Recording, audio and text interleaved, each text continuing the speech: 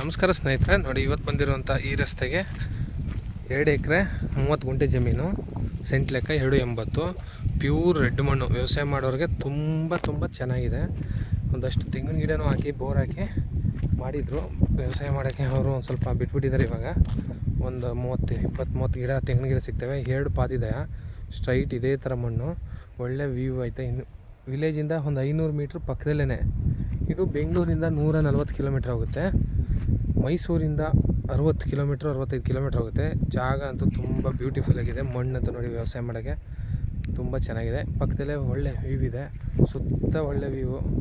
ಈ ಕಡೆ BRLs ಮುಂದೆಗಡೆ, ಈ ಕಡೆ ಎಲ್ಲ ಒಳ್ಳೆ ವ್ಯೂ. ಕೊಳ್ಳೆಗಾಲದಿಂದ 8 ಕಿಲೋಮೀಟ್ರ್ 7 ಕಿಲೋಮೀಟ್ರ್ ಆಗುತ್ತೆ. ಅಕ್ಕಪಕ್ಕ ತೋಟದ ಮನೆಗಳು ಇದೆ, ಜನರಲ್ ಪ್ರಾಪರ್ಟಿ ಇದು.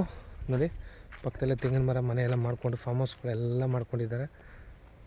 ತುಂಬ ಚೆನ್ನಾಗಿದೆ. ಬಾಳೆ ಎಲ್ಲ ಬೆಳೆದಿದ್ದಾರೆ.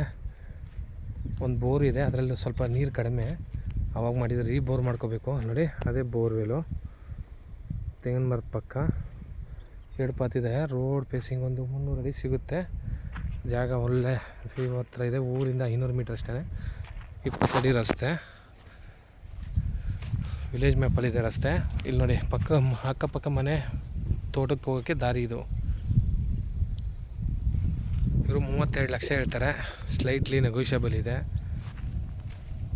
ಡಾಕ್ಯುಮೆಂಟ್ ಎಲ್ಲ ಲೀಗಲ್ ಆಗಿದೆ, ಜನರಲ್ ಪ್ರಾಪರ್ಟಿ. ನೋಡಿ ಫುಲ್ಲು ಪ್ಯೂರ್ ರೆಡ್ ಮಣ್ಣು.